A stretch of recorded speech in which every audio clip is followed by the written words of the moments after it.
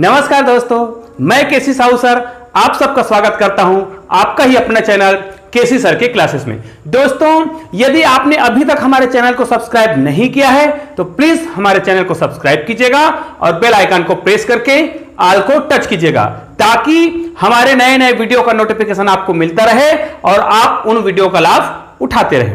तो आइए आज हम पढ़ते हैं, कल जहां से हमने खत्म किया था वहीं से हम अपना पाठ स्टार्ट करते हैं। आज हम पढ़ेंगे क्रिस्टलों में जो दोष उत्पन्न होता है उनके बारे में आज हम पढ़ने वाले हैं। जैसे क्रिस्टल किन से मिलकर बना होता है? अणुओं से, परमाणुओं से और आयनों से। इन चीजों से जब मिलकर बना होता है तो इनमें यदि अव्यवस्थित हो जाए, अणु परमाणु जो है व्यवस्थित रहता है तो क्रिस्टल बनता है। इनकी एक निश्चित व्यवस्था कल हमने पढ़े थे, इसके 3 डायमेंशनल 1 डायमेंशनल जो भी है, तो इनकी जो एक निश्चित व्यवस्था में दोष उत्पन्न हो जाए, मतलब जो व्यवस्था था निश्चित व्यवस्था में रहता है उनमें यदि दोष उत्पन्न हो जाए तब हम उसको क्या बोलते हैं? इंपरफेक्शन इन सॉलिड, मतलब ठोसों में अपूर्णता या दोष। तो ये दोष किन कारणों से होता है? ये 3 कारणों से होता है। आइए इन 3 कारणों को पढ़ते हैं, उनके बाद हम इनके दोष के बारे में पढ़ेंगे।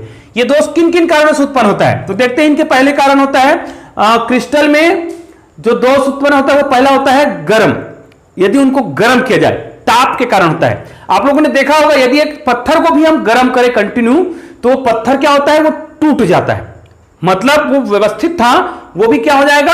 अव्यवस्थित होगा। सिंपल सी बात है, यदि हम एक लोहे को भी गर्म करते हैं तो वो क्या हो जाता है? फैल जाता है। कहने का मतलब क्या है? जब हम किसी क्रिस्टल को गर्म करते हैं तो उनमें, उनके अणुओं में उनके जो संघट होते हैं, जो नियमित संघट होते हैं, व्यवस्थित जो संघट होते हैं, उस संघट में क्या होता है? अनियमितता हो जाती है और उस अनियमितता के कारण उसमें क्या उत्पन्न हो जाता है? दोष उत्पन्न हो जाता है। वो दोष किसके कारण होता है? ताप के कारण। तो इस प्रकार के दोष को ऊष्मागतिकी दोष भी बोलते हैं। ध्यान दीजिएगा, ऊष्मागतिकी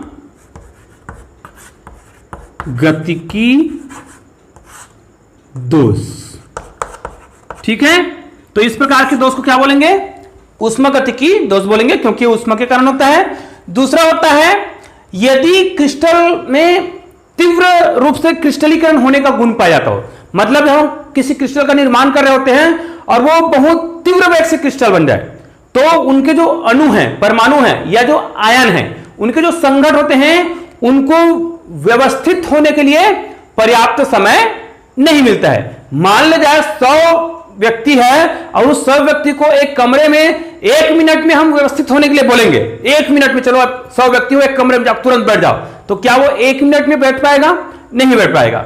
अंदर तो चला जाएगा लेकिन अव्यवस्थित रूप से रहेगा। तो कहने का मतलब क्या है?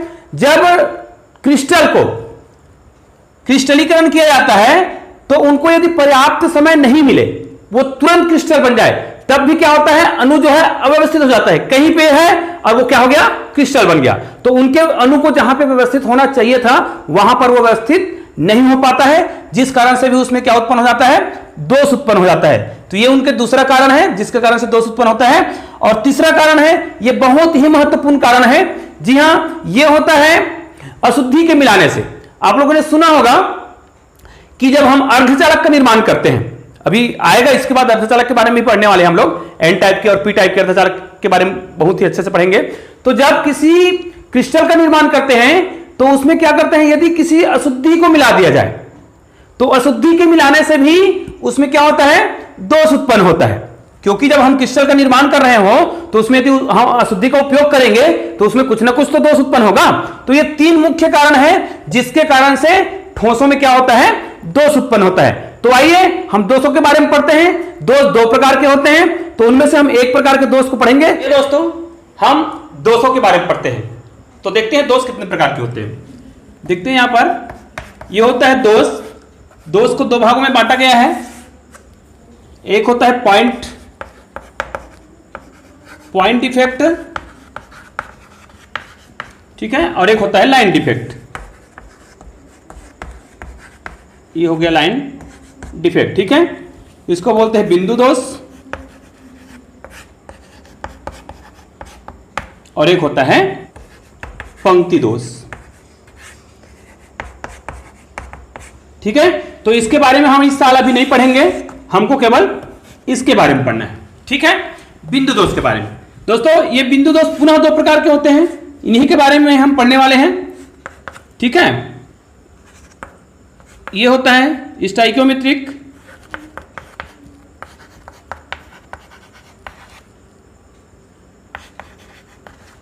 डिफेक्ट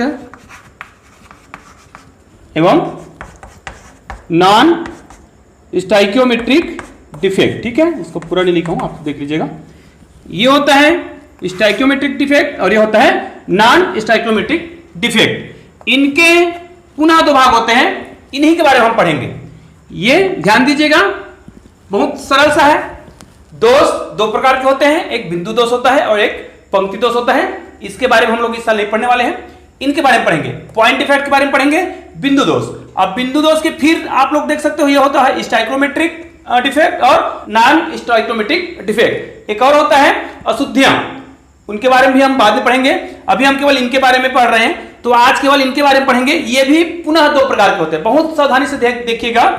बिंदु दोष दो प्रकार के, स्टाइकियोमेट्रिक और नॉन स्टाइकियोमेट्रिक। एक और होता है अशुद्धियां दोष, उसको मैंने नहीं लिखा है अभी। और इनके पुनः दो प्रकार होते हैं, ये होते हैं रिक्तियां दोष, रिक्तियां दोष जिसको वैकेंसी डिफेक्ट बोलेंगे। ये मान लीजिए दो है, ए और दूसरा बी होता है अंतराकाशी रिक्तियां।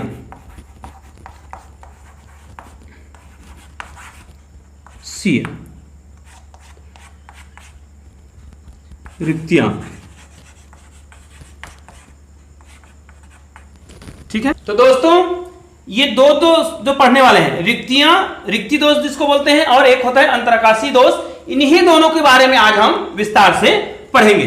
ये होता है रिक्ति दोष और अंतराकाशीय दोष। ठीक है, तो इनके बारे में हम विस्तार से पढ़ेंगे। इसमें देख लो, ध्यान दीजिएगा, ये स्पष्ट लिखा हुआ है रिक्ति दोष, मतलब जब किसी क्रिस्टल जालक में किसी आयन की कमी हो जाए, लिखा है ना रिक्ति दोष।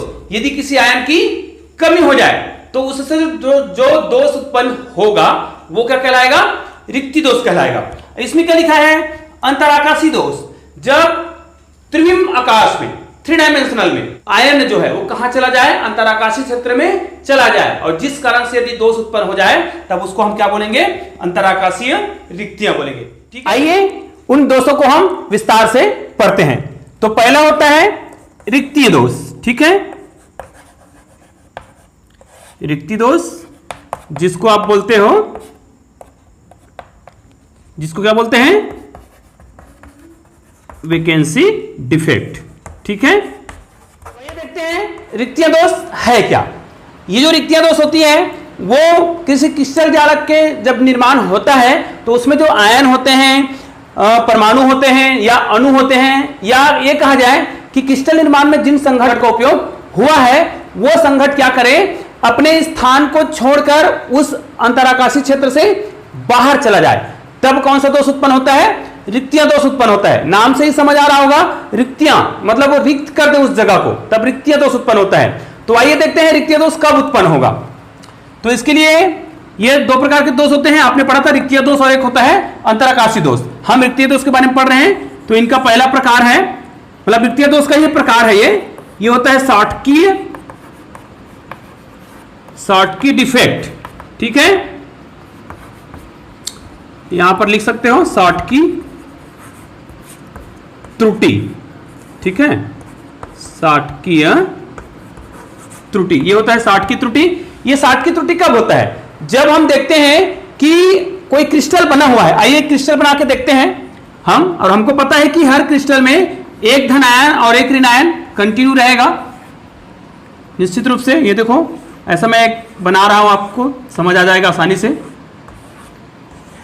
इस प्रकार का जब क्रिस्टल का निर्माण होता है जिसमें एक धन आयन और एक ऋण आयन मौजूद हो,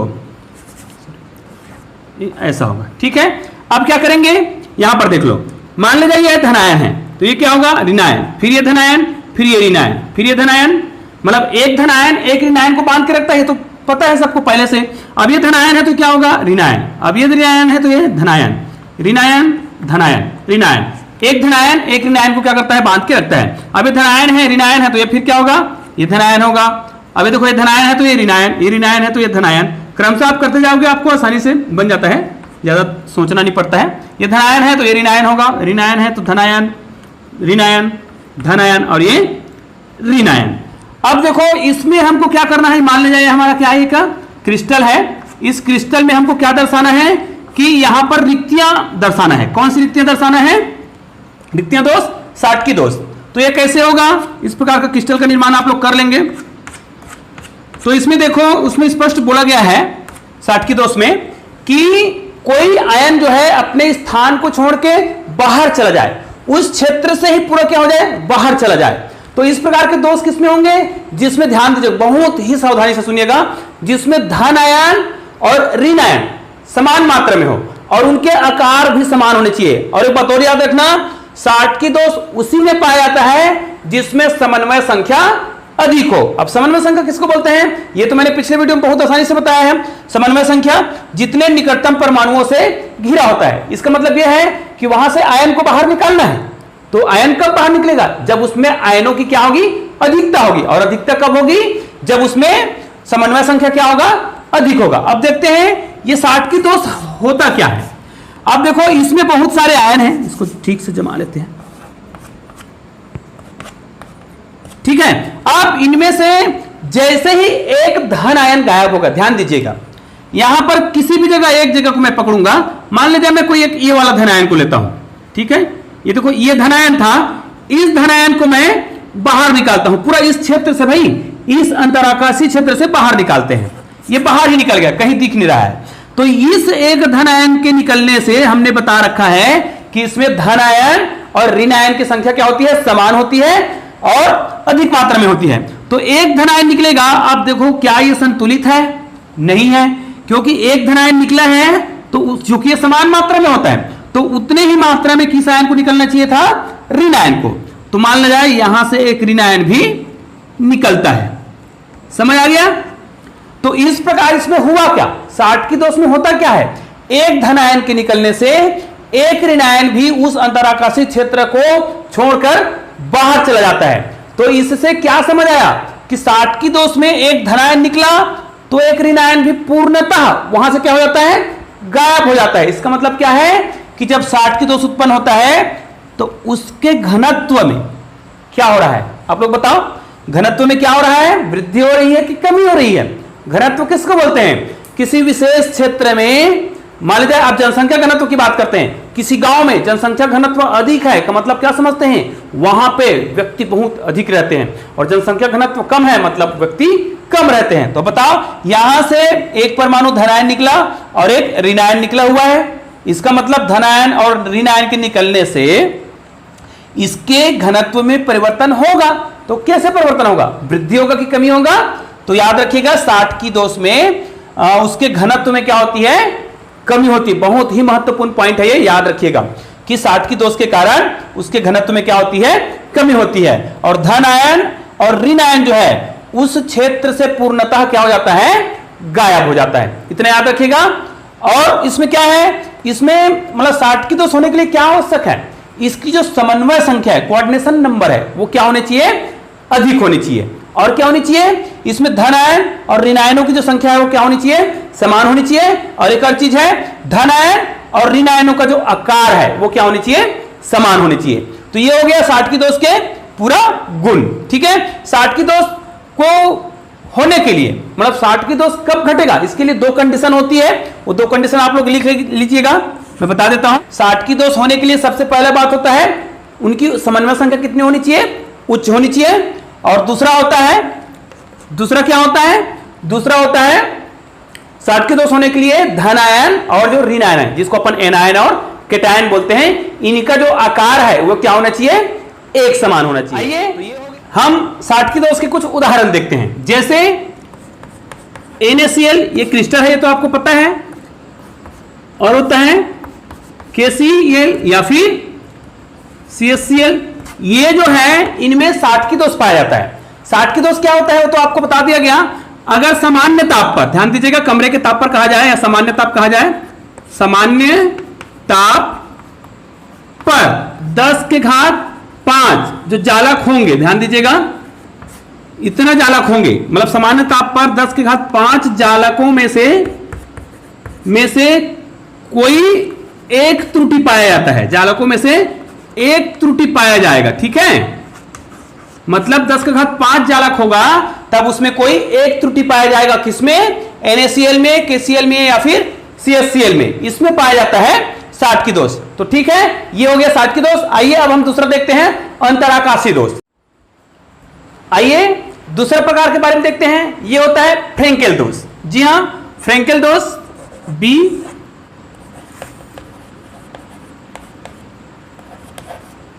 फ्रेंकेल डिफेक्ट। ठीक है,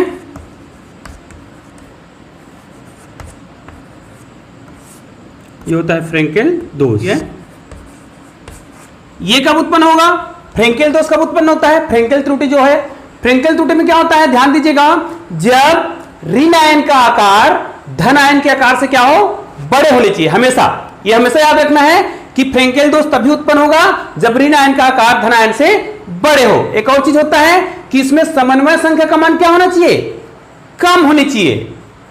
शॉर्ट की दोष में क्या होता है, समन्वय संख्या का मान अधिक होता है, जबकि फ्रेंकेल दोष में समन्वय संख्या का मान कम होना चाहिए, पहला।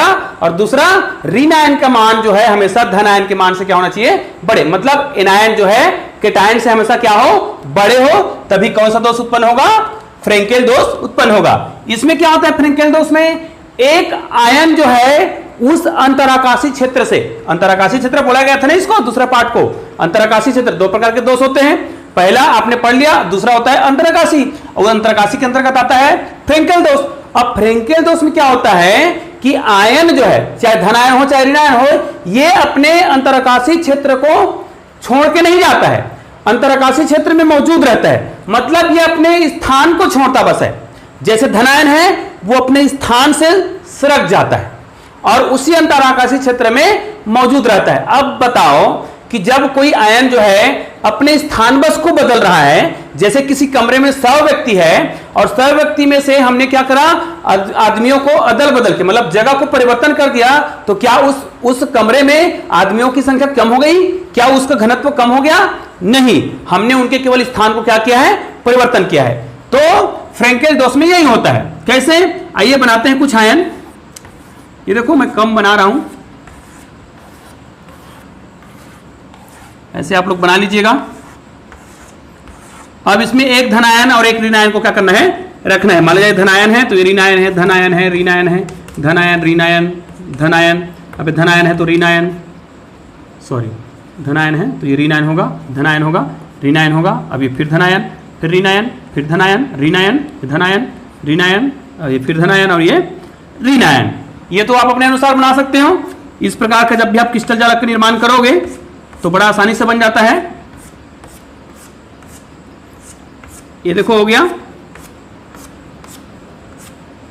अब क्या करेंगे, इसमें बोला गया है, फ्रेंकेल दोष में यह कहा गया है कि कोई आयन जो है अपने स्थान को छोड़ के उसी अंतराकाशी क्षेत्र में मौजूद रहता है। मान लीजिए यहां का जो धन आयन है, ध्यान दीजिएगा, यहां से धन आयन निकल के बाहर नहीं जाएगा, यहीं पे रहेगा। मान लीजिए ये धन आयन को हम ए से दर्शाते हैं, तो धन आयन पहले यहां पे था, वो धन आयन निकल के कहां पे है, यहीं पे है। देखो ये अंतराकाशी क्षेत्र में क्या रहता है, मौजूद रहता है। मतलब उसने अपने स्थान को क्या किया है, केवल परिवर्तन किया है। पहले वो यहां पे था तो वो क्या करा, इस स्थान को छोड़ दिया, अब वो कहां पे चला गया, यहां पर है। मतलब वो उसी अंतराकाशी क्षेत्र में मौजूद है। इसका मतलब क्या हुआ, फ्रेंकेल दोष में क्या होता है, आयन जो है अपने स्थान को छोड़ के उसी अंतराकाशी क्षेत्र में मौजूद रहता है, जिसके कारण से फ्रेंकेल दोष में उसके घनत्व में कोई परिवर्तन नहीं होता है। यह बहुत महत्वपूर्ण है, इसको याद रखिएगा कि फ्रेंकेल दोष में उसके जो आयन है वो उसी अंतराकाशी क्षेत्र में मौजूद रहता है, ठीक है, जिसके कारण से उसके किसमें, घनत्व में कोई परिवर्तन नहीं होता है। और एक चीज आपको बहुत महत्वपूर्ण बताया गया है कि फ्रेंकेल दोष के लिए क्या अनुकूल अवस्थाएं होती हैं। इनके लिए भी दो अनुकूल अवस्थाएं होंगी। पहली, इनकी जो पहली अवस्था होगी वो क्या होगी, इनकी जो समन्वय संख्या है, ध्यान दीजिएगा, समन्वय जो संख्या जिसको बोलते हैं वो क्या होना चाहिए, अधिक होना चाहिए कि कम होना चाहिए। इनमें समन्वय संख्या का मान क्या होना चाहिए, कम हो, समन्वय संख्या का मान क्या होना चाहिए, कम होगा, तभी फ्रेंकेल दोष उत्पन्न होगा। और दूसरा इसमें यह कहा गया था कि एनायन का मान जो है केटायन से क्या होना चाहिए, हमेशा बड़ा होना चाहिए, मतलब ऋण आयन जो है हमेशा धन आयन से क्या हो, बड़ा हो, तभी क्या होगा, तभी फ्रेंकेल दोष उत्पन्न होगा। इस प्रकार आप लोगों ने देखा साटकी दोष में धन आयन और ऋण आयन दोनों, एक धन आयन निकलता है तो उसको संतुलित करने के लिए एक ऋण आयन भी उस अंतराकाशीय क्षेत्र से बाहर चला जाता है, जबकि फ्रेंकेल दोष में क्या होता है, एक धन आयन जो है अपने स्थान को छोड़कर उसी अंतराकाशीय क्षेत्र में मौजूद रहता है, जिस कारण से इसमें क्या होता है, फ्रेंकेल दोष उत्पन्न होता है। एक बात विशेष ध्यान रखिएगा कि साटकी दोष में घनत्व में कमी आती है, जबकि फ्रेंकेल दोष में घनत्व में कोई परिवर्तन नहीं होता। आइए इनके एक उदाहरण देख लेते हैं। उदाहरण होता है सिल्वर हाइड्राइड होता है, AgX होता है, और दूसरा होता है CaF2। ये दोनों जो उदाहरण हैं वो किसके हैं, फ्रेंकेल दोष के उदाहरण होते हैं। तो दोस्तों आप लोग फ्रेंकेल दोष और साटकी दोष में अंतर लिख लीजिएगा, क्योंकि मैंने आज जितना ही बताया उन्हीं में से आप उसका अंतर निकाल सकते हो। साटकी दोष में परावर्तितांक में कोई परिवर्तन नहीं होता है, जबकि फ्रेंकेल दोष से उसके परावर्तितांक में परिवर्तन होता है। और बहुत सारे अंतर तो मैंने बताया है, आप वीडियो को शुरू से अंत तक देखिए, आपको समझ आ जाएगा। तो दोस्तों यदि आपको आज का वीडियो पसंद आया है तो प्लीज मुझे कमेंट करके बताइएगा, और प्लीज वीडियो को लाइक एवं शेयर कीजिएगा। धन्यवाद दोस्तों।